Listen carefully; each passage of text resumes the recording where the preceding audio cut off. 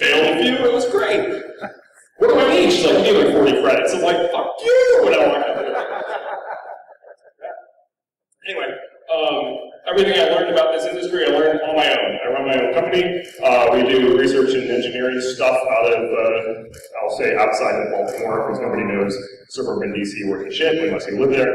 But, you know, we do good work. I like to think we make a difference, but we're making it up as we go along, right? And that's all I ever do. I have no cert, zero, none. I've attended one formal training class in my entire life. I've written books. Do I know what it takes to write a book? Write a really good marketing proposal, right?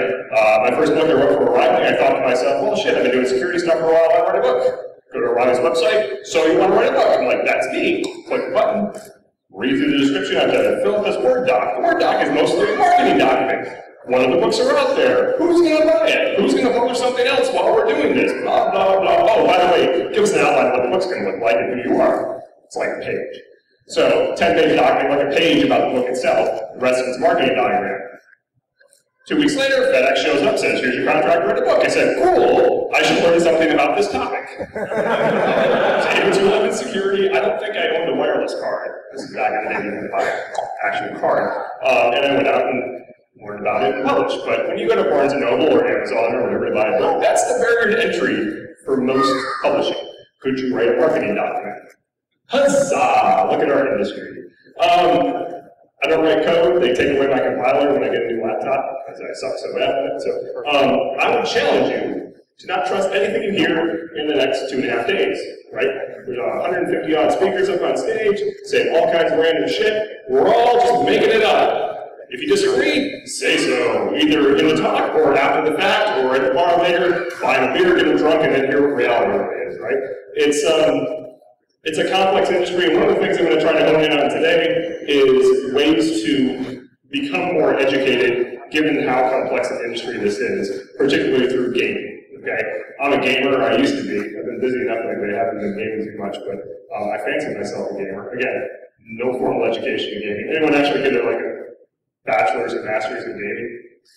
Such things exist. Not playing, like developing, sorry. Does real world experience count? Because I've got like 5,000 WoW hours, and it should at least give me 30 credits. That'd be awesome. So we all know and love this movie. Let's see. I don't have an actual play for this. Let's see what happens. Oh, it goes to the next slide. All right. Did I miss the play button? Because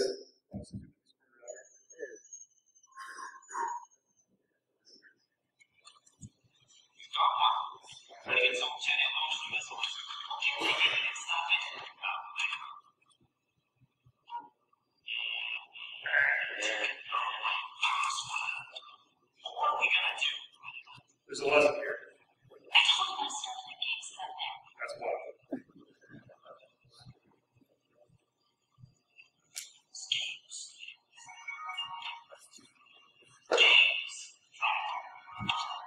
So, there's two things to take away. One, games. Two, as a child, I thought Matthew Broderick was a good actor. And I'm like, oh, he sucked. And he was really good at Ferris Bueller. You know why? Because he could talk to the camera and not actually have to act. You know, he has this cutout just like, let me tell you about my friend over here in his Ferrari. It's like, oh, you're not really acting, you're just shooting the shit with the camera. That's totally different. In a movie where he had to act, he really sucked at it. However, there are lessons to be learned. We'll get there in a minute. So, what's the deal with InfoSec and this field that we're in? So, if you haven't noticed, it changes a lot, right? Like, also, I made an eye chart. If any of you in the back can't see, my nephew is an eye doctor, and I'll be happy to fit your glasses. I'm making it. It's a talk. If someone wants to fact check me whether or not my nephew's an eye doctor, I'll hire you. What's interesting about it is security, not only does it change, but it's incredibly complex, right? I mean, it's the weird interaction of all these systems and things. And as professionals, we barely understand it. To the layperson, it's fucking magic, right? People are like, oh, you do security. Okay. So I was at Penn State last week interviewing students for jobs. Anyone go to Penn State? Did you graduate from Penn State? Yeah, okay, yeah, see, that's what real school's like. And this guy's like, you know, he comes up to me, he's looking for a job, doing security work. I'm like, oh, tell me what you've done. He's like, well, in class, you know, we cracked polyalphabetic Caesar ciphers and things like that. Oh, that's wonderful. You know, we did some forensic stuff. Oh, what tools? I don't remember their names. Oh, this is going real well for you, fella.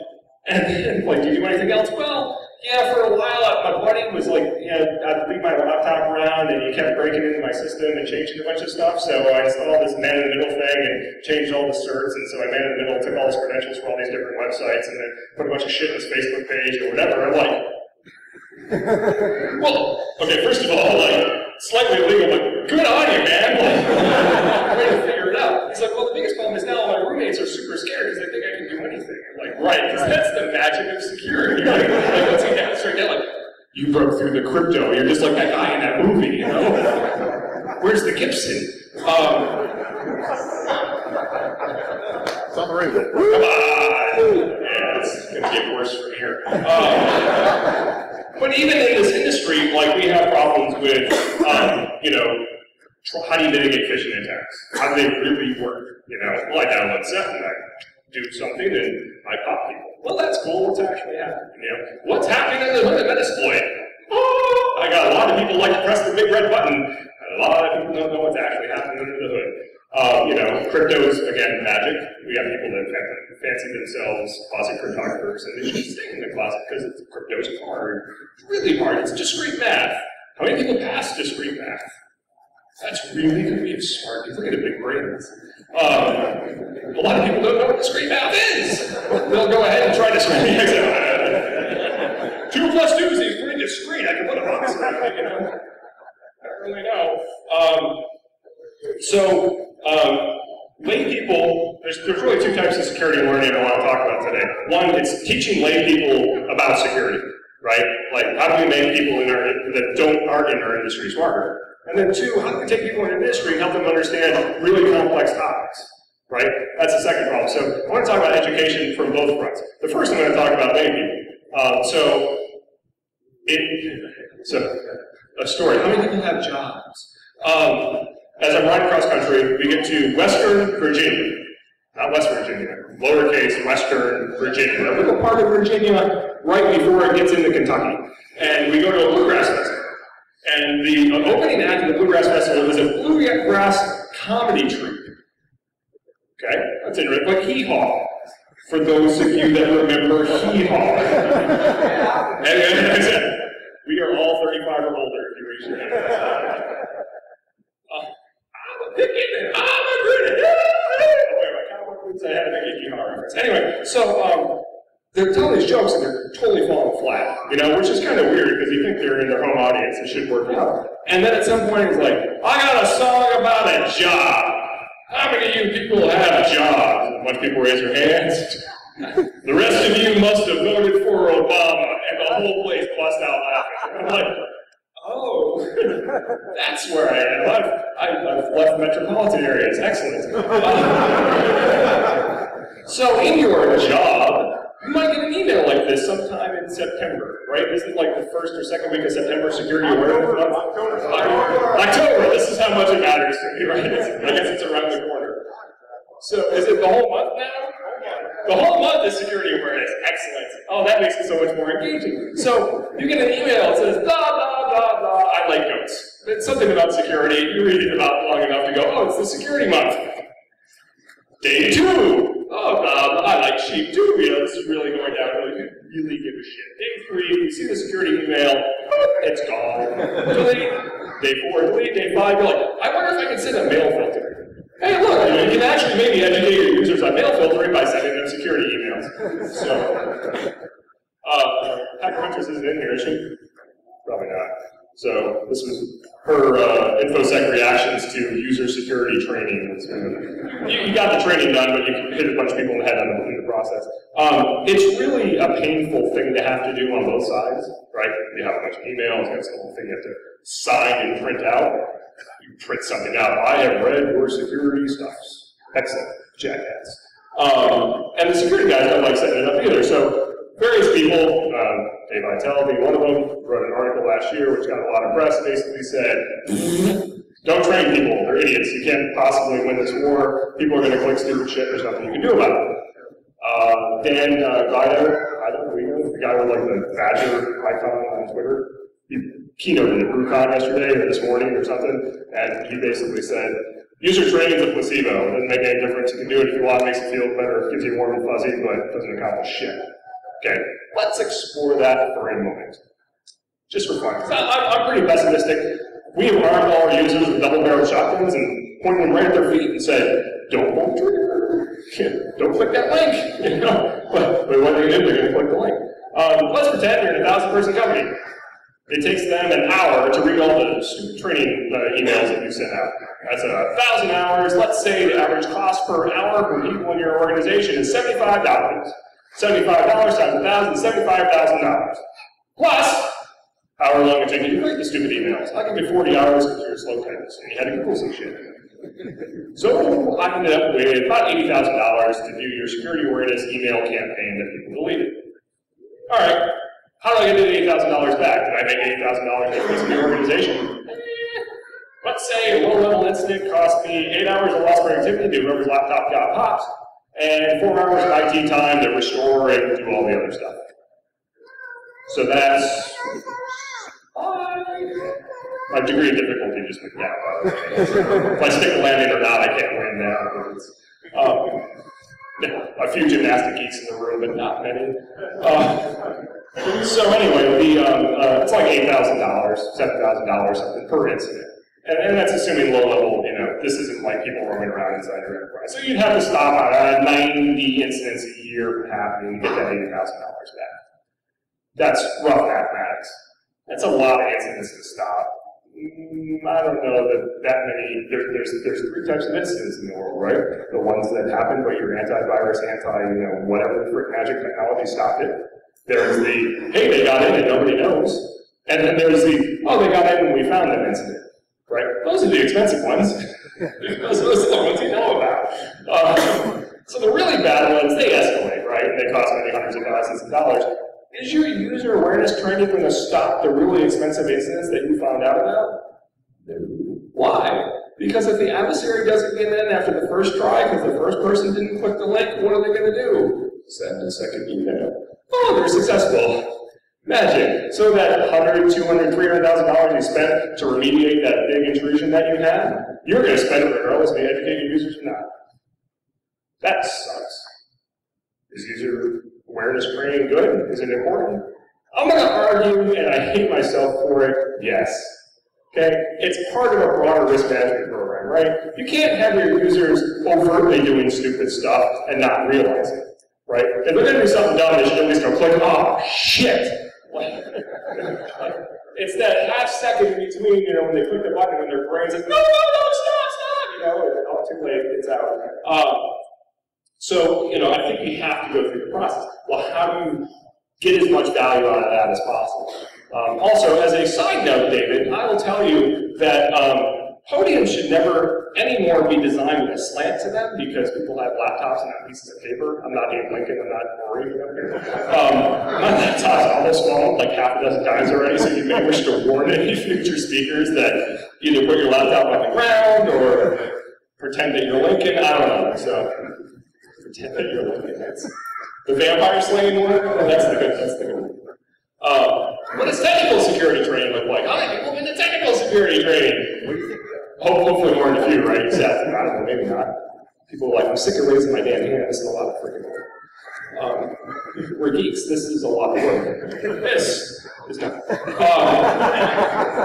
This is what security training looks like, right? I give you knowledge. Gotta do the demo. Okay. And it very like one guy's like, dude, I wrote a book on this. I'm just here because my boss made me come. And like 8 people are like, what's bash? Okay. What's LS mean? I know Derb doesn't work. So, you go through this process, and eventually you kind of check out. Maybe you learn some stuff. You spent 7 days or 5 days in Orlando, or who the frick knows? Orlando, not the happiest place on earth, by the way. It's actually one of the most dangerous places. I think only behind like Chicago and Detroit, as far as violent crime is concerned. Anyone from Orlando? I'm asking this seriously. because I'm going to slide down Orlando really hard in like half a second. I went to Orlando for a conference a few years ago, and you know, it's a security conference, whatever. Half a mile down the road, are you drinking vodka out of a giant bottle, sir? No, water. Oh, okay. Damn. I was just going to bring you up on stage and let you just finish this off. Anyway, there's a Bank of America like half a mile away from where the hotel was. 4 o'clock in the morning, there's a shooting in the parking lot. Dude dies. Police come in, they investigate, clean everything up. 11 o'clock in the morning, the bank opens up for business. You know what happened at noon? The bank got robbed.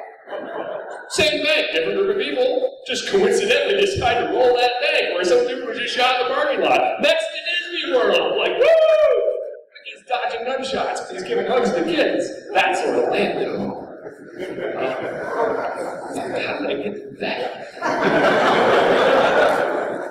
Advanced Googling. This is I was going around looking at different course outlines and things like that, and this one just struck me that advanced Googling is a thing. Anyway, I'm not to pick on it, but this was a SANS course outline, I think, maybe somebody like that. But it's, you know, here's knowledge. This is a five-day training course. Look at the tabs. We're going from the need from security analysis to snort, advanced exploit, and tools on day 5. If I'm making a case on advanced Googling on day 1, and you don't know how to use, like, I don't know, entitled, you're not going to understand what's happening with advanced exploits. Let me show you a knob sled. Oh, is its name Rosebud? No. Yeah, that's a long path to get to a sophistication. How do we learn? He hasn't talked about gaming once. Perfect. That's the way I like my talks. It's all illusion. Dale's cone of experience. I'm sure a lot of you have seen this if you've gone to an education or a psych class or something like that. This thing's been around since the 60s. I should be better at citing this. I don't know. This is like a distillation from Dale's paper, okay? So this general idea of the more engaged you are, the more you learn, which should not be surprising. When Dale published this work in I think it must have been 63, this was a theory. And since then, a lot of psych and education type folks have gone to try to prove this or disprove it. You know, they run tests and see what happens. And for the most part, it's held true. Now, there's a few interesting things. You look at participate hands-on workshops, technical training. Here's knowledge, do the demo, right? And for all intents and purposes, you learn 70% of the material doing that, which ain't bad. I guess the question is, though, in our industry, is that enough? When attackers live in the seams, when they live in the seams of our code, of our operations, and our architecture, is knowing something to 70% good enough? Right? I don't know. I'm gonna posit no. I would like people to understand the material more deeply than 70% of whatever the hell I'm trying to impart on them or whoever. So, what affects how we learn beyond Dale's cone? So Dale's cone is influenced by a number of factors. The environment, you know, trying to learn when it's loud and hot and you're in some horrific place. Or conversely, when you're in a boondoggle and you're out on the beach, go to a training in the Caribbean sometime. Go to the beach in the Caribbean sometime. You don't actually go to the training. The age of the subjects matters, you know, and as it turns out, no offense, old people learn slower than young people. Brains are a little less valuable as you get older. The course material can make a big difference. How recall is tested, that gets into the specifics of the actual, you know, how do we validate what you've learned, how do we measure that 70% or 50% or whatever. And finally, what's motivating the student? I think when you look at these different things, you know, that can affect learning and move that bar around on that 70%, if you will, those 4 first things can be maximized independently, right? Like, you can control the environment. Right? We can make it bright, we can give you lots of coffee, we can make sure that it's not in the Caribbean, whatever. Age of the subjects is fixed. Like, you know, people go to training and go, I'm going to be younger today. You can act younger, sir, but that does not make you. That's what I have a challenge with that. Clearly on a regular basis. The course material we call the real thing here is the motivation. How do you maximize motivation when teaching? How do you get students really engaged? And that's really where gaming comes into play. So first of all, there's a study in 2005, Lepper and some other folks released a study that were looking at kind of some of the downstream effects of Dale's cone. And what they really wanted to understand from a motivation perspective was intrinsic versus extrinsic motivation. So intrinsic, you can kind of think about it as I work on problems because I want to learn how to solve them, versus extrinsic, which is I'm supposed to do this, right? It's my job, someone told me to, there's a gun in my head, whatever it is. I'm being motivated by an external force, vice being motivated by myself. Okay, does that kind of make sense? What they found was kind of interesting. When you look at these two issues discretely, as you increase intrinsic motivation, as people are more engaged, they learn more and they perform better, right? So this particular study looked at GPA and California standardized test scores. And in general, people continue to do better the more motivated they were. There's positive correlation. There's negative correlation with external or extrinsic motivation. So when people were, the more that they were motivated, it would start to negatively impact their scores, you know, with stressing them out or whatever. However, that's when you look at it discretely. When you look at it together, I'm just going to put this up this eye chart. You don't actually have to read it if you don't want to. But what turned out to be best was a combination of extrinsic and intrinsic motivators, right? Which, okay, shouldn't be surprising, but it's useful to have the data behind it to understand to what extent. Intrinsic motivation, the more people want to be engaged, the more that they're going to learn, period.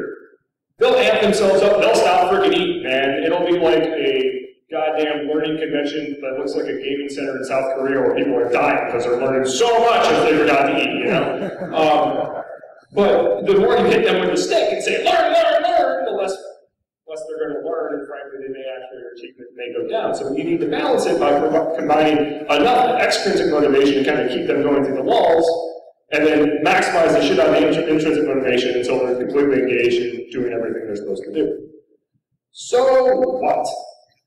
It turns out that to do training, to get people to learn, you need the carrot and the stick. And I'm going to posit that the carrot in this case is a game, right? Psychologically, get people bought into the training exercise, and they're going to learn more than if you just say, here's today's training, here's my knowledge. So I won't bore you with that. There, so shall we come on? Look it up! I want to do Ferris Bueller. Sorry. There was actually, last year at the Penn State recruiting thing, I've never been to big school recruiting events before, and the goal appears to be to scare the shit out of the students. I guess because that's what real world is like. If you go to your job, like, oh god, I'm going to kill you. So they make them all sit in this hallway behind like the basketball court, and they sit there quietly. There's big signs like "shut the fuck up," and they just sit there, and then they call their name. Like as a recruiter, you come up like, "I'm looking for Miss Smith," and you'll be like, "Miss Smith." So the girl will get up and shake toward you, you know. And the next guy is like, Mr. Talbot, and Mr. Talbot will get up and pee on his pants. You know, they're really nervous. One of the recruiters said, "I'm looking for Mr. Bueller." Bueller. Bueller. The kids were all like, the person working the microphone said to the recruiter, like, "You're a dick."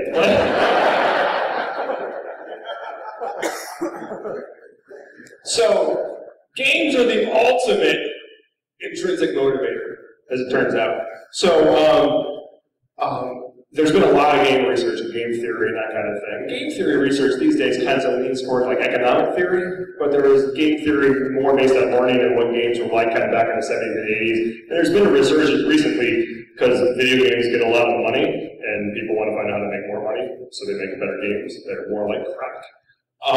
And so in 75, she sets me high. Swear to God, I pronounce that. I don't even have all the little umlauts and stuff that were in that name. Like I did not have the extended Unicode character set to be able to type that out appropriately. Published this work called Beyond Boredom and Anxiety.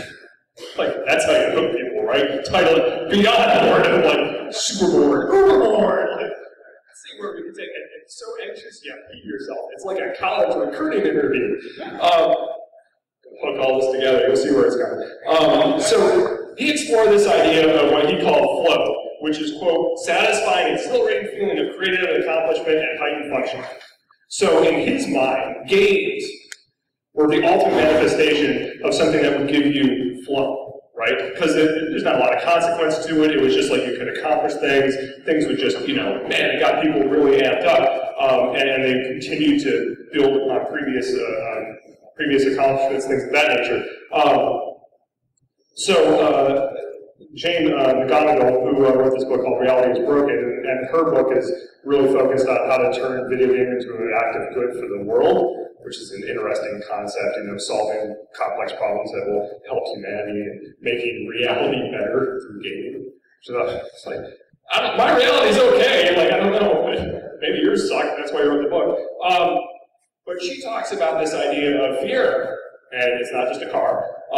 Fear is this immense sense of emotional pride, right? And it's actually an Italian word that doesn't have a strong translation in English. Like, we have a very hard time describing fear as a concept in English words, but the original people who coined the term kind of talk about it like that sense of coming out of the cave and killing an animal, it's this very tribal, I won this thing, it gets you all amped up. So, a good game maximizes these two concepts of fear and flow to really hook the user, right? That's what gets them going. It triggers all kinds of chemical things in their brain, the prefrontal cortex, everything lights up and they just get amped up and they literally, it's like a drug, right? Like when you're in a good game and fear and flow are maximized, you can't stop. Right? This, again, I'm joking about it. People die in South Korea playing games in internet cafes because they get so hooked because the games are built to maximize fear and flow, and they stop eating, they stop drinking, and they die at their keyboard. Wow, that's a hell of a game. So, that in the most flattering way possible. Also, that's a Fiero. I call it the 1988 Fieros.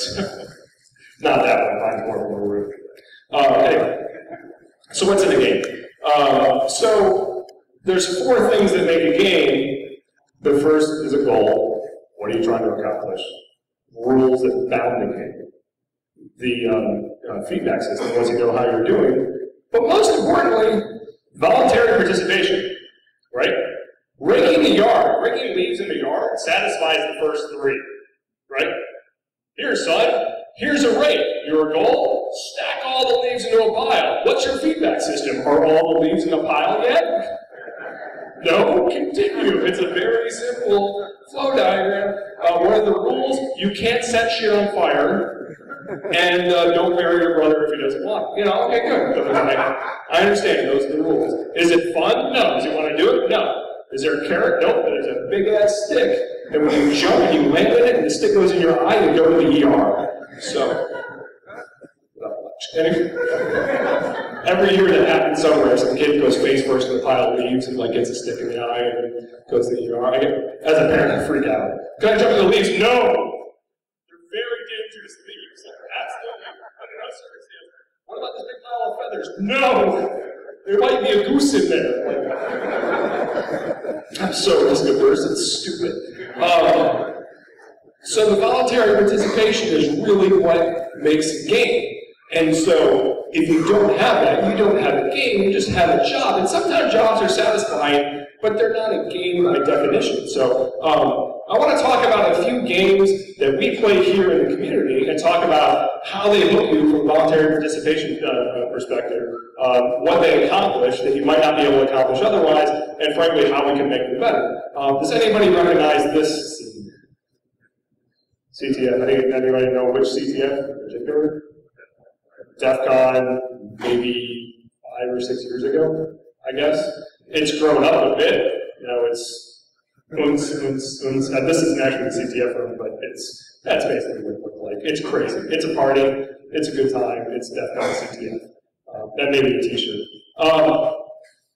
So what is CTF? A lot of people play them. For those that haven't, it's at least defense. Some CTFs are only really defending. They're not like CTFs, but then they are. But it's an attack and defense game where you have to maintain services. You're going to get other people's boxes, steal their keys, overwrite their keys, whatever it is. It's interesting because security, this industry, has a hell of a time with metrics, right? Like, we want metrics. As human beings, we want metrics. We want to put a box around things, know how good a job they're doing with numbers, discrete mathematics. It's really hard to put metrics on things in our industry. There's DerbyCon. It's a conference based on, and it's all about security metrics. How long has DerbyCon been going on? I thought maybe you would know. It's good. We hang out with the old school people. Like, oh, shit, get coming for that later, aren't I? I think I just called her old. I'm gonna step back for a minute. So, I mean, DerbyCons are going on for a while. You can read about the state of the art, and it's hard to put metrics on security. It's freaking hard. But CTFs do a damn good job. You go to DEF CON CTF page, like, here's how we score it. Spell it all out in integers, man. No floating point. Don't confuse people with floating point. Keep it in integers. God help you get a fraction of a point, people will fight. Just move the decimal farther to the right, it'll be fine. So, you know, they based on how long you had a key, how many services were up, and can all be scored automatically. They've done a fantastic job of providing a scoreboard. So that's kind of a conventional feedback mechanism, right? You look up, are we winning or not? Yes, no. Are we making progress? Yes, no. And frankly, in CTF, a lot of times the scoreboard is a challenge in and of itself, because they may not be transparent with the scoring tab. Like, we just took this key and we submitted it, and our score went down. What happened? Like, oh, we stole the wrong key, somebody else had planted, we didn't realize it, you know, whatever. I mean, there's all kinds of scenarios. So, there are so many discrete moments of victory within the CTF, assuming you're doing it right. I mean, there are times I've seen teams in CTFs are just a mile underwater. They have no idea what's going on. There's no fear, there's no flow. There's just, I'm going to sit here and not act embarrassed for another day and then go home. You know? Most of the time, you know, you crack some service, you find some vulnerability, you write the exploit perfectly, you get through. Man, is it satisfying, right? That builds that voluntary participation. Voluntary participation in CTF is interesting because in the early days, like in the DEF CON CTF, it was chaos, right? So back DEF CON, I guess, so DEF CON 4, I think, was the first CTF there, and for the first few years, it was kind of a bring a box and let people break into it, and you can break into other people's boxes. It was a free-for-all. So DEF CON 5, I think it was DEF CON 5, Theo Rapp is there. You know Theo, obviously, he's a colorful character. Theo's there, and he brought it up with BSD rocks. It's got some services running, and there's a couple of really drunk Eastern European, I want to say German guys there, and they're hacking away in this open BSD box. And at some point, they pop a root shell on the BSD box. And Theo comes over and is like, how the hell did you do that? And they're like, what do you mean? Like, how'd you get rid of the box? Start speaking to each other in German, and they're pretty damn drunk. And they look at Theo and tell you God's honest truth, we are so drunk we have no idea.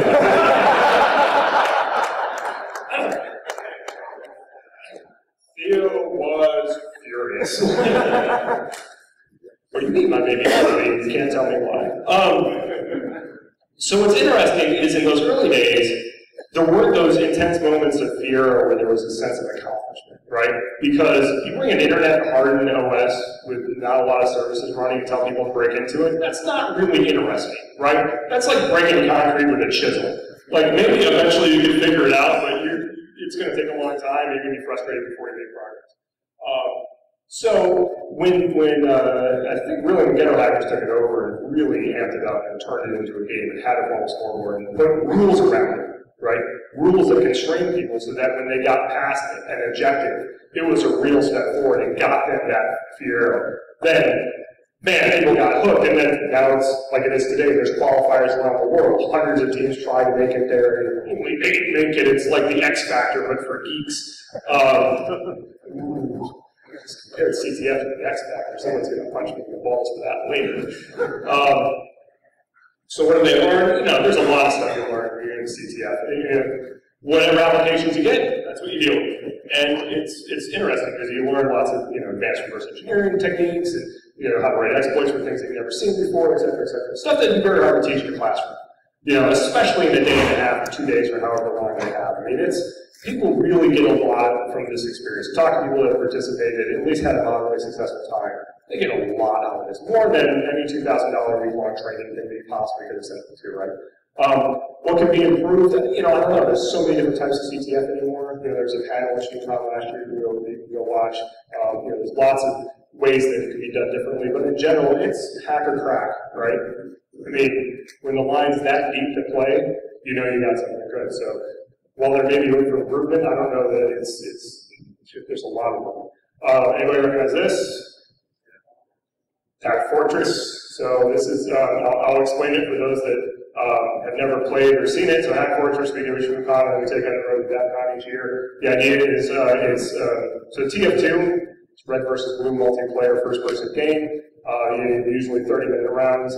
People blow each other up until you capture all the control points or whatever the objective is. We combine that with a hacking contest. So there's discrete challenges that the hackers have to participate in. So there's red hackers and blue hackers. And depending on the challenges, there's point difficulties associated with them. When they finish hack challenges, not only do they finish it, but then they can take the points and redeem them to go do things in the TF2 world, like set the other team on fire, or make their team invincible, or things like that. So there's a tie-in, a little thing that hooks into the source engine that in real time it can manipulate the game environment for the TF2 game. So the hackers get to have some control over the TF2 environment. And so not only do they get the sense of accomplishment for the hack, and then they get to go set somebody on fire. Like, it's really, and they do it again and again and again because I'm stocking a lot of points, and the team literally just runs around on fire. And so you see them on the screen, because their little character does this too. And then when he shoots, gets real serious for like a split second and shoots, boom, that's really cool. We made this World War II. It's shiny, it does stuff. And really, the scoreboard kind of helps understand the aggregate of how the two environments work, because I think individually you can understand how to play TF2 and how to hack. That's really the aggregation score that becomes interesting. Voluntary participation. It's interesting. Once people play this, they tend to get hooked, because they like the format. It's quick, it's 30-minute rounds, you can go on the rest of your day, you know, you bring whatever tools you have, you sit down and hack for 30 minutes, and you leave. The challenge is describing the game. But you can describe a CTF. When I describe a 30-minute hacking TF2 thing, you know, when I tell you 3 sentences in, like half the people are like, I don't give a shit, I'm not going to play. So the first couple of years we ran it, I think the uptake was a little low, but then we kind of refined some of the scoring, we managed to convince people what this thing was, and then they really got into it. You know, obviously, again, hacking under pressure, these little tiny challenges, prioritizing them, that kind of thing is, again, hard to learn, unless you're in an environment that facilitates it. How do you improve it? You know, the TF2 players will get a lot of feedback what's going on the hack side. If you ever play TF2, the left-hand side of your screen just scrolling with people chatting and stuff, and every once in a while they'll say, like, the hackers did X, and it scrolls off the top, and you never see it again. So there's not a lot of feedback there. So I think the hackers see the feedback system much more so than the TF2 players, but for anyone that's playing TF2, it's not an issue, because what do? You just keep blowing people up. Like, that's what's so enjoyable. Like, go play Pyro, set everyone on fire, and smile. Like, it's just like, oh, this is what I've been missing my whole life, you know? So there's already a lot of feedback in TF2, we need to make that entire loop. Everybody recognize this? Ring of Warrior, Black Knight Contest, whatever, a lot of different things that DB and that whole crew have done over the years. This is some dude locked in a cage. He's got to get the handcuffs off his back and then pick his way out and then beat up the guard, the androgynous lipstick wearing, who knows, and then whatever. So this is something, again, where, you know, the feedback for excuse me, physical games is immediate, right? It's like a hack, you know, you get in, sometimes you get in, you don't quite know that you got in or whatever. When you open a lock, you know what? It's binary, right? You get back to your in. And so there's this huge sense of accomplishment. It's instantaneous. Click, I got out. Click, I opened these handcuffs, did this thing, People love these physical challenges because that feedback is so instantaneous. And they've done a great job of balancing the difficulty. So you have different degrees of difficulty that give you different amounts of points. If you're new, you can still finish the course. Because I assure you, anyone in this room can open a wafer lock with a set of lock picks in 35 seconds, right? We can teach you right now. You can walk outside, take some crappy beat up wafer lock, and go click, click, click, boom, and be like, I can pick locks, I am a god. You know, it's cool. So again, voluntary participation. Go to DerbyCon and watch the contest there. It's just unboxing. People trying to play, people trying to watch. the sense of fear again is just intense because it's so, bam, I got this lock, bam, I got this lock. And there's people cheering, I mean, it's just outstanding. So what do they learn? One, from a tradecraft perspective, when you practice physical security, like when you really go out and do this, you're typically doing it in a high-stress environment, right? You're breaking into a building, right? You're breaking into, whatever the hell it is. And it can be stressful. I mean, it's late at night, security guards are walking around. How do you get that practice? Well, stand in front of 500 people at DerbyCon, handcuffed and blindfolded. It comes close, right? Like it's pretty serious. And improvisation, like one year I played, and I guess it took out my little comment. I popped a handcuff key in my mouth and walked around with it for half an hour, just so no one would see that it was in my mouth when I walked up to play. And so when I started, I didn't have to shake the handcuffs and spit out the key. So I was like, dude, I've been talking to you for 15 minutes. Like, yeah, it's been in there a while. Like, it tastes like shit. Like, I'm sure this radioactive chrome that they use, bad news. So Deviant and crew have made other immersive games, and I think their only problem becomes logistics. They get more complex. You've got different blocks and things you have to measure time, and there's failure. It's a physical system, and things fail, and I think that's one of their biggest challenges. We're getting toward the end here, and I'm running out of time, so yeah. So this is one. This was not an open source thing done at a con, but my company, we ended up doing basically a hotel takeover. And it was originally people who showed up thought they were coming for like normal IT security training. They would sit there, listen to speakers, and watch the demos and that kind of thing for a day and a half, 2 days, something like that. And they show up, and halfway through the first day, suddenly the hotel gets hacked. Right? So, like, the guy who gets up to give a keynote presentation gets up, and he opens up his laptop, and there's a message from some adversarial group that says, hey, we've owned you, we've owned the hotel, you're going to notice that people aren't there anymore, they've been working with us, we've locked rooms, we're inside your corporate network now, thanks very much, you guys are all stuck off-site, ha ha ha ha, shit like that. And people thought, like, oh my God, we really know. And the idea was to create an immersive environment where they had to go through and regain control of the hotel, break into rooms, get control of the camera systems in the hotel again. They had to go do recon on the adversary, break into their systems, hack back, and that kind of thing. But it was all meant as this kind of exploration, like we didn't argue with many tools, here are the people here, we're trying to help you out and figure this out. The challenge, of course, is any organization who's having an offsite thinks they're really going to be attacked is like going to go home, right? So at some point you have to be like, this is just a training exercise, haha, just kidding. And so what was interesting is what happened in that moment when it went from, oh my God, we've been hacked, this is a real thing, to, oh, this is just training. Some people just checked out. And the challenges, again, like each challenge had, there were lots of discrete little subcomponents, and people got a lot out of, solving them and whatever. But I think that subterfuge, when we went from, see how fast I go backwards here. Oops, I made a mistake in judgment. When we went from doing the real thing at the bottom of Dale's pyramid to where they're totally immersed and they're going to learn because this is what's actually happening. And then they bumped up and go, oh, it's just a hands-on workshop with a lot of lead in. Some people shot right to the end and like, I'm going to learn 10% today, which was interesting. I don't think we expected that to happen. So, we made a game and tried to make it as far down the pyramid, as far down that cone as possible. And I think we screwed up because we went so far down that we broke them when they came back up. So it was kind of that, what's the divide with the human-looking people in games there? Uncanny Valley. Uncanny Valley. Not a divide, it's a valley, dumbass. Kind of took people over the uncanny valley of gaming and security training, and oops, that's not a real game, and they gave up. So, it was a very interesting learning experience for a variety of reasons. So, I guess what I want to kind of leave you with today is there are a lot of different ways that you can turn your training into a game. And every training situation is different. The people you're trying to train are different. That kind of thing. People who aren't likely to be engaged need to be engaged somehow if you want to educate them. Okay? If not, turn it into a compliance exercise and be done. Right? If you don't want to educate them, and you just want to hold them accountable, that's going to be something completely different, right? Make them sign a piece of paper, say, I will try not to be a dumbass, and if I am, we will revoke my access, period.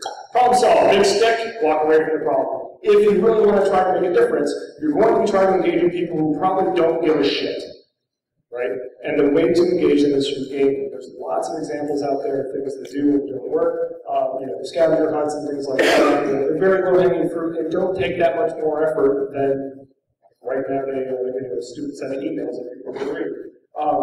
This works for all levels. And so one of the things that's interesting is you have to have, when you develop a game, you gotta have clear goals, you gotta have clear rules, and you gotta have clear feedback. And when I say you, I mean the person building it.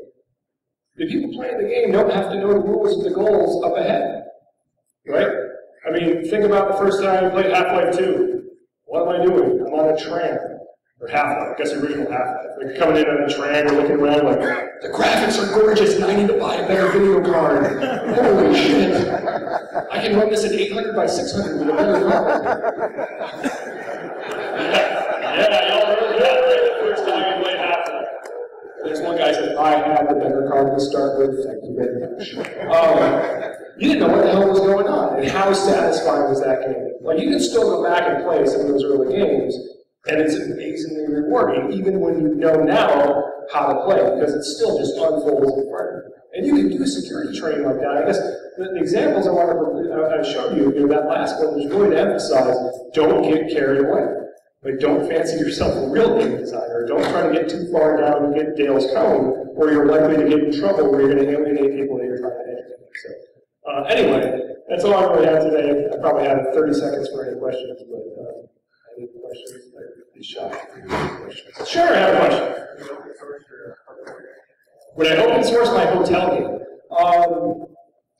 Probably not. Most of it was just VM building, right? And there was a lot of freaking hardware. Like, as it turns out, the hotel didn't have a camera set up before we got there. So we had to install cameras, So most of that game was just straight up labor. It wasn't actually we used off-the-shelf, all the usual security off-the-shelf stuff. But I'd be happy to talk about that in more detail.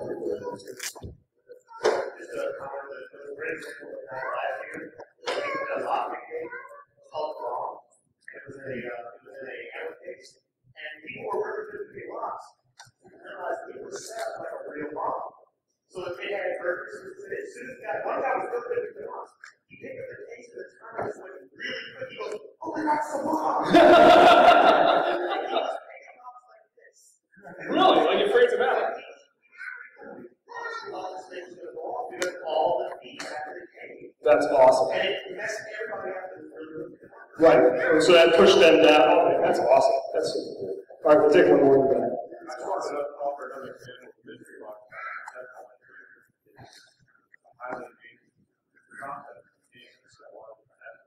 Absolutely.